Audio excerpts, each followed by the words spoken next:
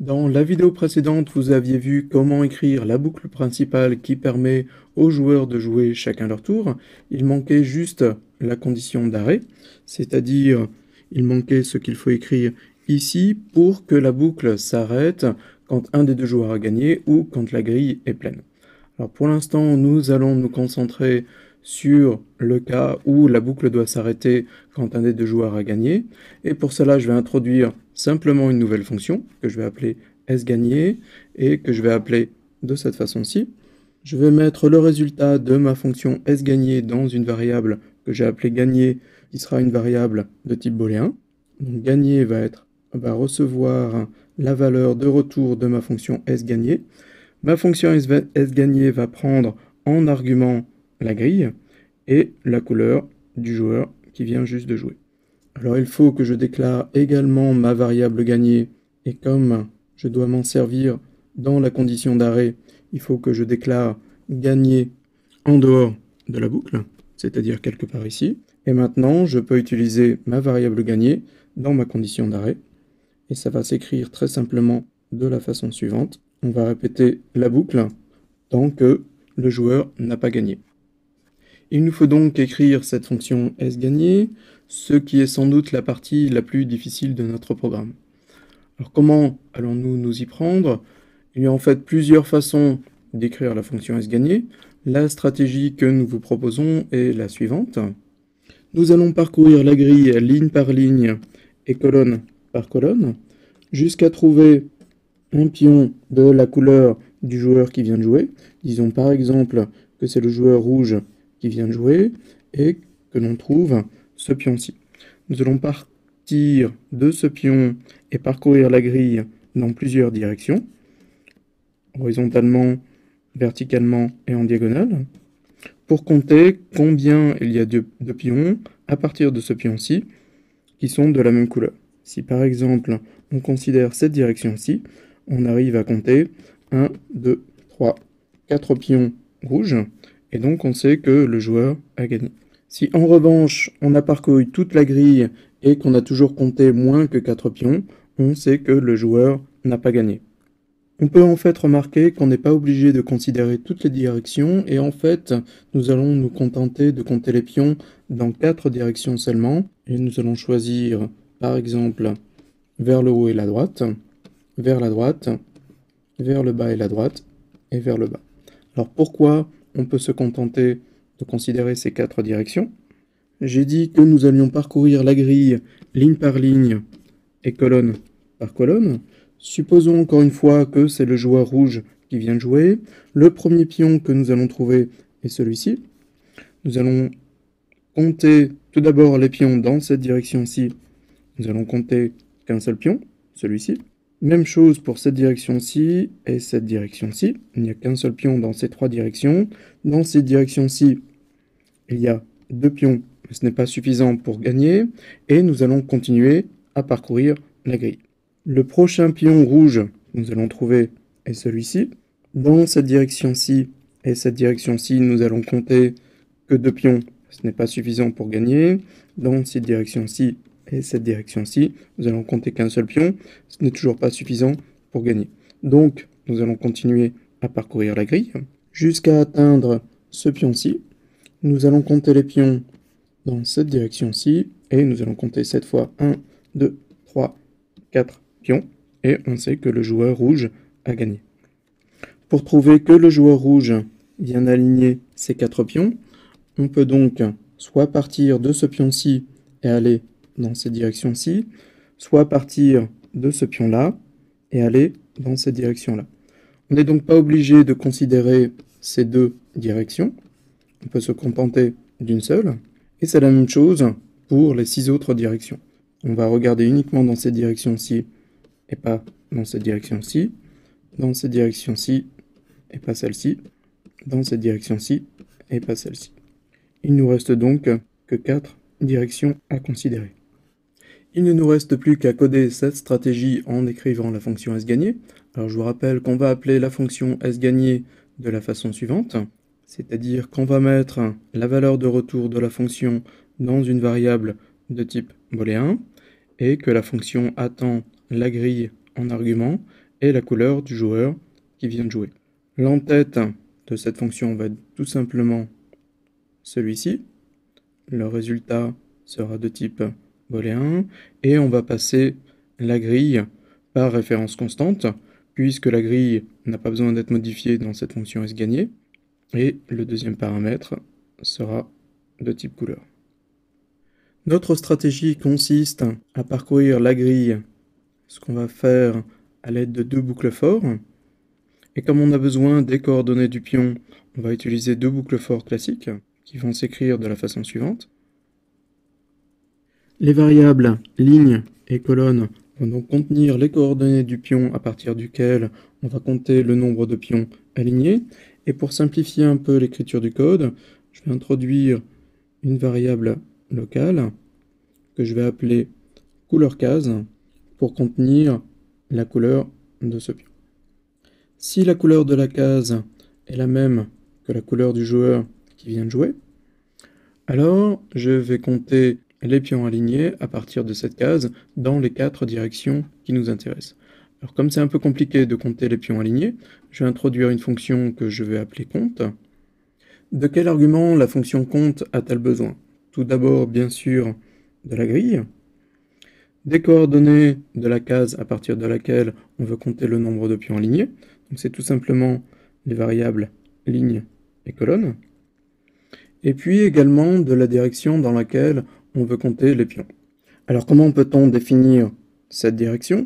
Supposons par exemple que je veuille compter les pions en diagonale vers le haut et vers la droite.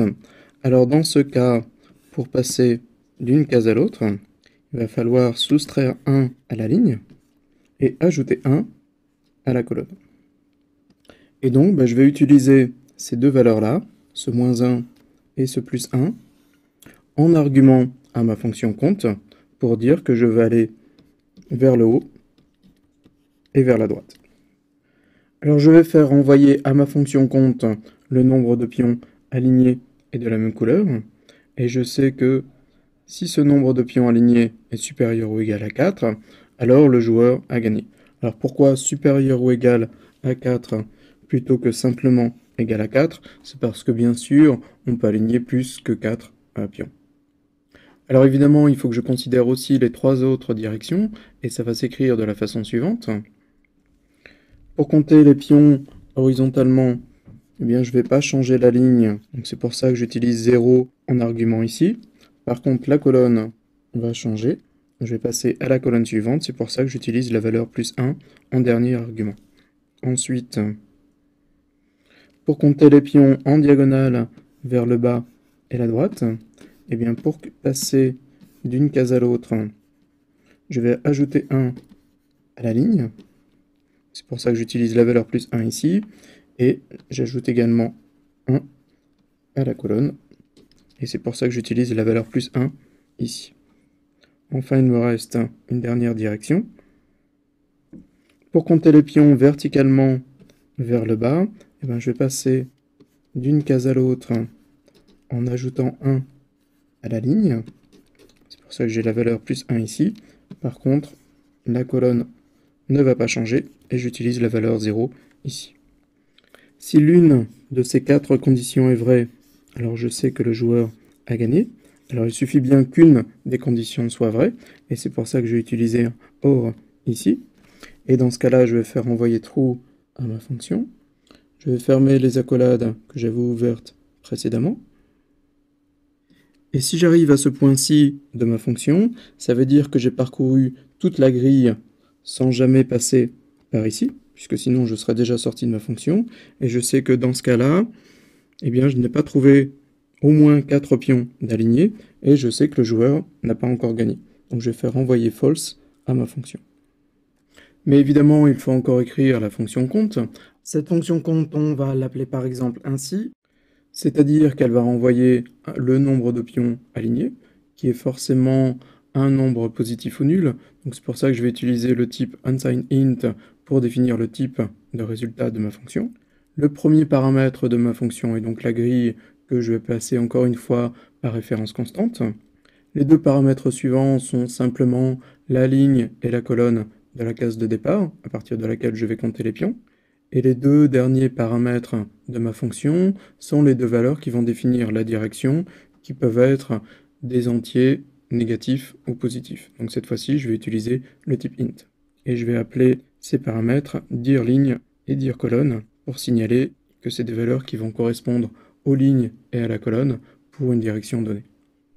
Je vais me servir d'une variable compteur initialisée à 0 et de même type que la valeur de résultat de la fonction compte pour compter le nombre de pions alignés. Que doit faire la fonction compte exactement? Eh bien, elle doit partir de la case de coordonnées ligne départ, colonne départ, et elle doit parcourir la grille dans la direction donnée, tant que on trouve des pions de la même couleur que le pion qui est en ligne départ, colonne départ. Alors comment on va faire ça? Eh bien, on va utiliser deux variables que je vais appeler ligne et colonne, qui seront respectivement initialisées à ligne départ et colonne départ.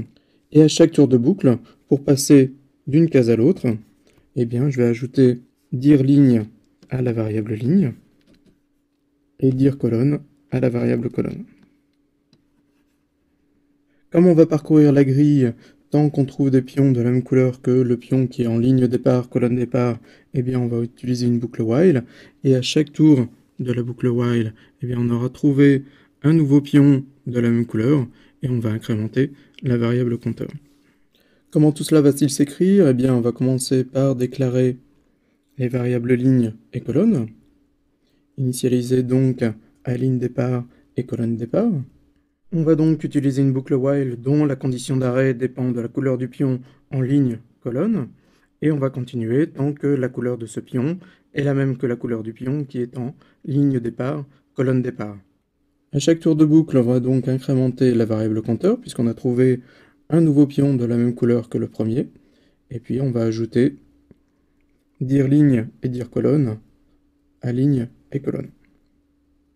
Notez au passage que j'ai ajouté des espaces ici et ici pour aligner les signes égal et plus sur ces deux lignes. Ça rend le code plus clair et ça met en évidence que les variables ligne et colonne sont de même nature. Quand on sort de la boucle, eh bien c'est qu'on a trouvé un pion qui n'était pas de la bonne couleur et on peut renvoyer la valeur contenue dans la variable compteur. Sauf que ce n'est pas tout à fait correct et j'espère que vous voyez pourquoi à ce stade.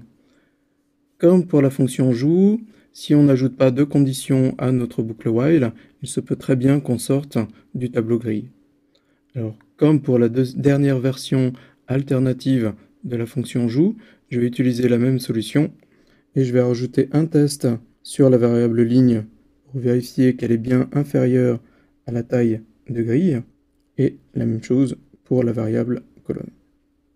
Pour finir, je vais revenir sur la fonction sGagné pour faire remarquer que si la ligne de la case de départ a pour indice 0, 1 ou 2, eh bien ce n'est pas la peine de chercher dans cette direction-ci, par exemple, puisqu'on sait déjà que le joueur n'aura pas pu aligner 4 pions dans cette direction-là.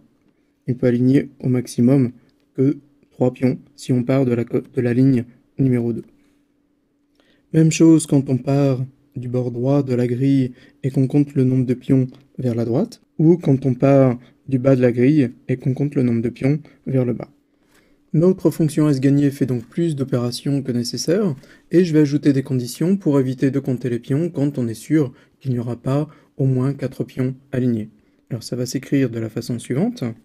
Quand on considère la direction en diagonale vers le haut et la droite, eh bien pour qu'il y ait une chance d'avoir au moins 4 pions d'alignés, il faut donc que la ligne soit supérieure ou égale à 3 et que la colonne ne soit pas trop grande, et vous pourrez vérifier qu'en fait la colonne doit être inférieure au nombre de colonnes, moins 4. Et ça va s'écrire de la façon suivante. Dans le cas où on cherche les pions alignés horizontalement, il va suffire d'avoir un test sur la colonne, qui sera le même que précédemment.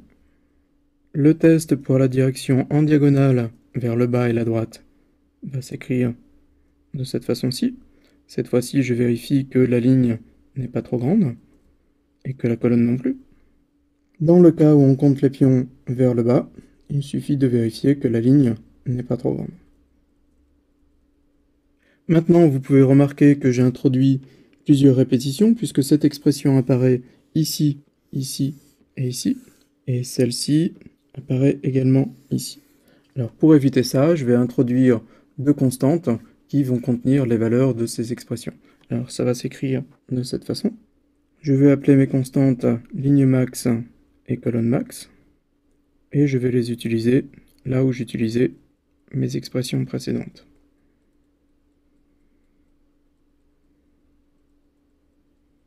Voilà, cette fois-ci c'était vraiment la version finale de nos fonctions sGagner et compte.